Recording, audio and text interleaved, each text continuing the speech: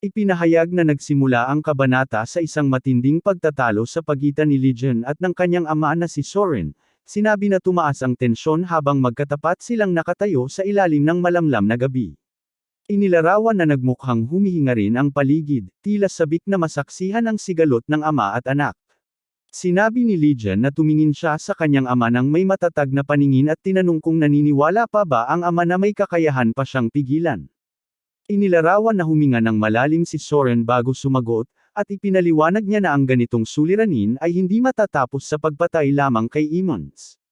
Pinaliwanag niya na maaaring hindi dapat si Legion ang lamusong sapagkat, bilang taong malapit sa pinuno ng sekta, dapat ang alyansang Orthodox ang mag-asikaso nito at sundin ang tamang proseso. Ipinunto ni Soren na kung hindi susunod sa tamang daloy, hindi kailanman maniniwala ang mundo na walang sala ang pinunong SW. Ngunit tumugon si Legion ng may mas matinding pananalita, aniya nakita na ng ama kung paano tumugon ang alyansa, sinabi niyang masyado pala silang abala sa paghinala at pagtatakot sa pamilya ng Northern Heaven at hindi nagsasagawa ng konkretong aksyon. Nagtanong din siya kung akalain ng ama na susunod lamang si Iman kung sila ay kumilos. Nagkaroon ng sandaling katahimikan matapos iyon, inilarawan na hamupa na ang tinig ni Soren at nagsalita siya ng mas mababa ngunit mabigat ang ibig sabihin.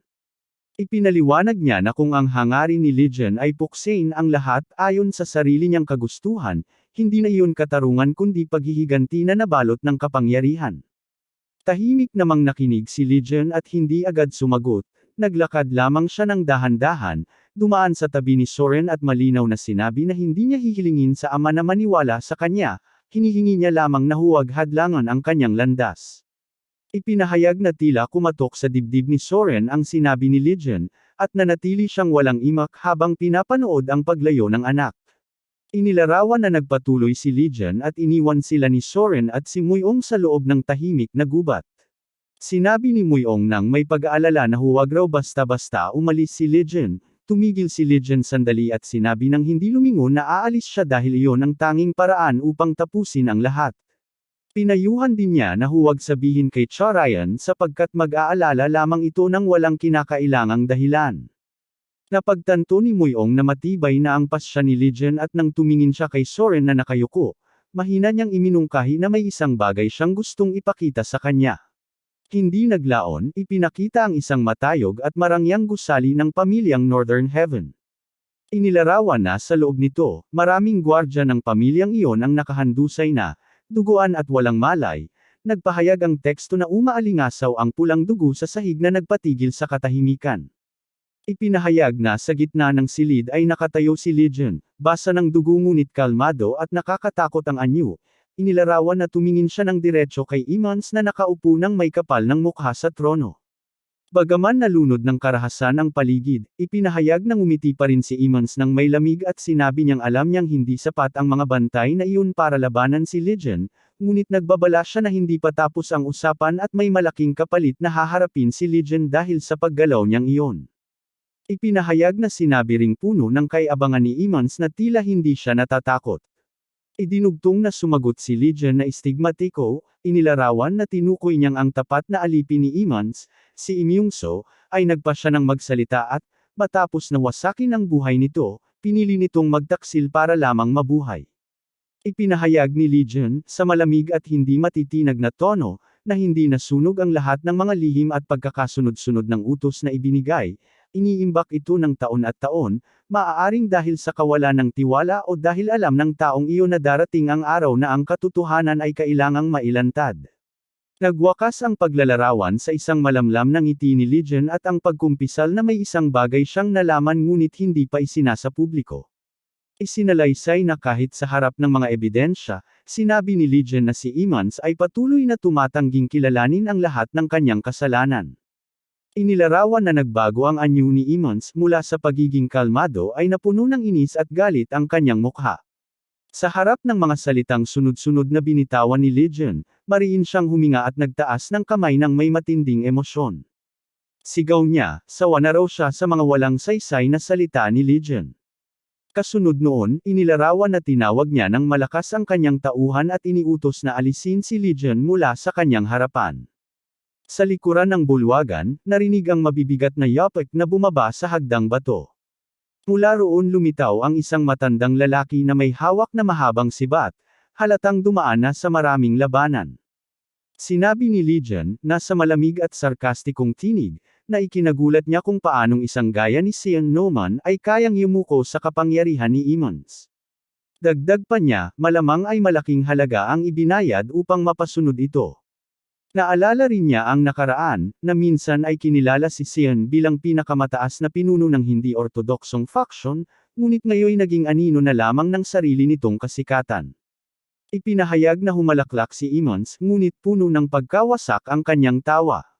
Utos niya kay Sean na ipakita ang tunay nitong lakas, na sirain man ang buong silid ay wala siyang pakialam, basta't mapatay lamang si Legion.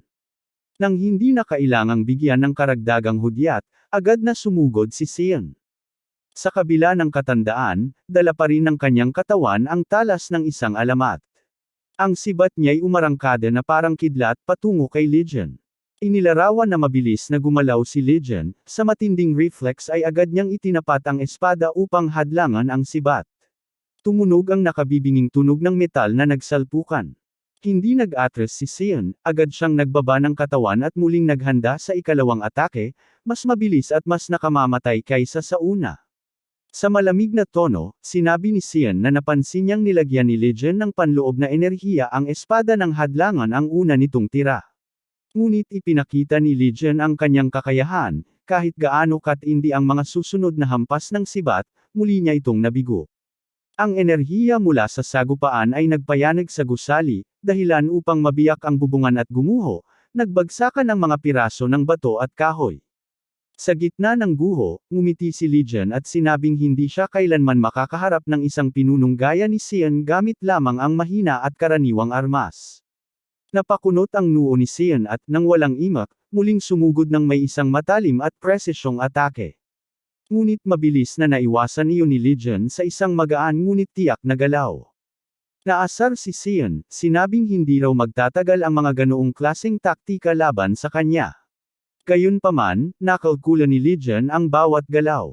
Nang bumaon ang sibat ni Sean sa lupa, mabilis itong sinunggaban ni Legion, pinigilan ang galaw ng matanda, at sa loob ng isang iglap ay tumama ang isang malakas na sipa sa leeg ni Sean.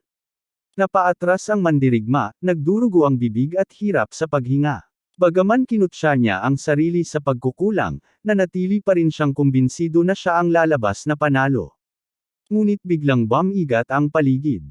Mula sa dilim, lumitaw ang isang misteryosong figure na nakasuot ng mahabang itim na balabal, nakayuko ang mukha sa ilalim ng isang malapad na sombrerong yari sa dayami. Ang mga yapak nito'y halos walang tunog ngunit naglabas ng nakakakilabot na aura na bumalot sa buong silid. Agad na naging alerto si Legion, tumalikod siya at nakita ang paglapit ng estranghero. Eksakto sa oras na iwinasiwas ng lalaki ang kanyang espada, mabilis na naitaas ni Legion ang sariling sandata upang salubungin ang biglaang atake. Tumunog ang bakal sa kalakhang bulwagan, at sa isang iglap ay iniwan niya ang sibat ni Sean upang buong lakas na harapin ang bagong kalaban. Ipinahayag na mula roon, tuluyan nang nagbago ang sitwasyon. Hindi na ito basta labanan, kundi isa ng pakikibaka para mabuhay. Huminga ng malalim si Legion at tumitig sa bagong dumating. Sinabi niyang siya ang parehong taong nasa tabi ni Emmons 2 araw ang nakalipas. Hindi sumagot ang lalaki, ngunit ang kanyang mga mata ay nagbabadya ng walang hanggang pagpaslang. Inilahad na nakilala siya bilang si Dunwall, kasapi ng grupong anino na sadyang binuo ni Emmons bilang huling depensa, isang mamamatay na kailanman ay hindi nabigo sa kanyang mga misyon. Muli, ibinangon ni Legion ang kanyang espada, nakahanda sa darating na bangis ng laban. Iniisip ni Legion na ang labang iyon ay hindi matatapos agad. Sa harap niya nakatayo ang dalawang mabibigat na kalaban, si Sean, ang pinakamataas na pinuno ng Faxi Orthodox, at si Dunwall, ang anino ng espada mula sa Northern Heaven. Samantala, lumipat ang kwento sa isang umaga na puno ng sigla sa tahanan ng New Wind. Sa maluwang na bakuran ng kanilang lugar, umalangaw ang malakas na tinig ng isang guro. Ipinahayag ni Song Choong, ang tagapagsanay ng espada, na hindi dapat maging kampante ang mga mag-aaral kahit patawagin silang pinakamahusay. Ayon sa kanya, kung nais nilang manatiling nasa tugatog, kailangan nilang higaitan pa ang sarili nilang galing. Habang nagpapatuloy ang mahigpit na pagsasanay, dalawang nilalang ang nakamasid mula sa malayo, sina Soren at Moyong. Tahimik na nag-obserba ang dalawa.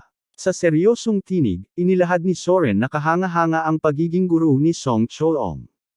Tumango naman si Moyong at idinagdag na bago pa man ito naging guro, isa lamang siyang taong lubog sa utang, wasak ang buhay, at halos mawala ng lahat. Ipinaliwanag niya na sa panahong tila wala ng pag-asa, dumating ang Tuan Muda at iniligtas si Song Choong. Binigyan ito ng panibagong tiwala at ipinagkatiwala ang tungkulin bilang tagapagsanay sa manor.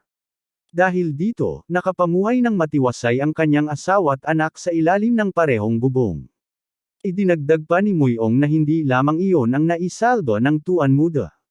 Maging si Wall, ang tinaguriang Master of Steel Ghost, na nawala ang lahat matapos mapuksa ang kanyang pamilya, ay muling binigyan ng dahilan upang mabuhay. Pati ang batang naulila sa pagkawasak ng sect Lihanhang ay kanyang tinulungan. Kahit ang pinuno ng sect Zhong ay nadala rin sa agos ng pagbabagong dulot ng Tuan Muda. Huminga ng malalim si Moyong at inamin na madalas niyang tanungin ang sarili kung ano na kaya ang mangyayari sa lahat ng mga taong iyon kung hindi lumitaw ang Tuan Muda sa oras ng kanilang paghihirap. Sa kanyang pagninilay, napagtanto niyang higit pa sa nakikita ang tunay na pagkatao nito. Tahimik na sumang-ayon si Soren at sinabing ang Tuan Muda ay isang nilalang na imposibleng mahulaan ang susunod na hakbang. Muli namang bumalik ang kwento sa gitna ng matinding bakbakan. Sa gitna ng labanan, nanatiling nakatindig si Lijian habang sabay na umaatake ang dalawang Grandmaster ng Northern Heaven. Sa mapanuyang tinig, sinabi niya na kahihiyan para sa dalawang dakilang mandirigma na magsanib puwersa laban sa iisang tao lamang. Subalit, hindi natinag ang kanyang mga kalaban. Mabilis na sumugod si Danwol at itinarak ang kanyang espada, ngunit sa kabila ng halos imposibleng sitwasyon, nakailag pa rin si Lijian ng bahagya lamang ang pagitan. Mula sa malayo, pinagmasdan ni Imons ang laban at napansin niyang bagamat matapang ang dating ni Lijian, malinaw na ito'y nalalagay sa alanganin. Ani Imons sa kanyang isipan, mahirap na nga ang lumaban kay Sion, lalo pat idagdag ang mabilis at nakamamatay na atake ni Danwol. Kahit matalo pa ni Lijian ang isa, hindi iyon nangangahulugang kaya niyang magtagumpay laban sa dalawa. Nagpatuloy ang sagupaan. Sa isang iglap, nagawa ni Lijian na sugatan ang mukha ni Danwol gamit ang matalim niyang espada. Ngunit agad namang sumalakay si Sion mula sa likuran gamit ang kanyang sibat. Nakaambos si Lijian at nasangga ang atake, subalit nagkadurog-durog ang espada sa kanyang mga kamay. Mabilis niyang sinunggaban ang reserbang sandata, ngunit bago niya ito magamit ng husto, naputol rin iyon. Paulit-ulit na napipilitan siyang gumamit ng iba't ibang armas, ngunit isa-isa rin itong nasisire sa tindi ng labanan. Hanggang sa wala nang natirang sandatang buo sa kanyang mga kamay. Hingal na hingal, balot ng alikabok at dugo, nakatayo pa rin si Lijian sa gitna ng kaguluhan. Sa paligid niya, nagkalat ang mga sirang espada at wasak na labi ng bakbakan. Mula sa kabilang panig, nakamasid si Imons at napansin na sa kabila ng lahat, hindi pa rin nasusugatan si Lijian. Sa mapanuyang tinig, sinabi niyang lumagpas na sa kanyang inaasahan ang tibay nito. Ngunit mariing tinanong ni Imons kung bakit kailangang umabot si Lijian sa ganitong sukdulan. Ayon pa sa kanya, tila nais nitong magpanggap na isang marangal at dakilang bayani. Mariing sumagot si Lijian. Sinabi niyang nakakatawa ang ideya ng pagiging pahlawan o bayani. Pinuna niya si Imons sa pagbanggit ng dangal at katarungan na animoy siya ang tagapagtanggol ng mga banal na prinsipyo. Ngunit sa malamig na tinig, sinabi ni Lijian na ang lahat ng tunay na bayani ay matagal nang nakalibing, nakalimutan ng mundo. Idinagdag pa niyang hindi siya lumalaban upang maging isa sa kanila, kundi upang ibagsak si Imons mula sa kanyang bulok na trono at hilahin ito hanggang sa sariling libingan. Nagngalit ang panga ni Imons at tumigas ang kanyang mukha. Sa mapangutyang tinig, binalikan niya si Lijian at agad niyang inutusan sina Sion at Danwol na pugutan ang ulo si Lijian. Sa isang iglap, muling sumugod ang dalawang Grandmaster, tulad ng isang nagngangalit na bagyo, upang tapusin ang kanilang kalaban. Sa kabila ng lahat, nanatiling nakatayo si Legion, ngayong wala ng sandata sa kanyang kamay. Mariin niyang kinuyam ang kanyang kamao at sinimulang ipunan ang lakas ng kanyang panloob na enerhiya. Unti-unti, dumaloy ito mula sa kanyang dibdib patungo sa braso at palad. Habang papalapit ang tatlong mandirigma sa banggaan na tila kayang magpagiba ng isang palasyo, bigla namang umalangaw ang isang mabigat na tunog. Mula sa kalangitan, isang bagay ang bumagsak ng malakas at bumaon sa lupa sa mismong harapan ni Legion. Napuno ng katahimikan ang paligid, ang lahat ay natigilan. Nanlaki ang mga mata ni Emmons, habang sabay namang napatigil sa pag-atake sina Sion at Dunwall. Maging si Legion ay hindi makapaniwala sa kanyang nasaksihan. Sa harap niya, nakabaon ng matatag sa lupa ang isang espada, hindi basta espada, kundi ang sandata ng kanyang sariling ama. Dahan-dahan siyang tumangala, at doon ay nasalayan niya ang isang pamilyar na figure na nakatayo sa tuktok ng gusali, nililiwanagan ng malamlam na sinag ng buwan. Dumating na si Soren, ang kanyang ama. Sa mabigat at makapangyarihang tinig, sinabi nito, "Anak ko, naglakad ka ng napakalayo, ngunit ito ba ang wakas na nais mong kahantungan?"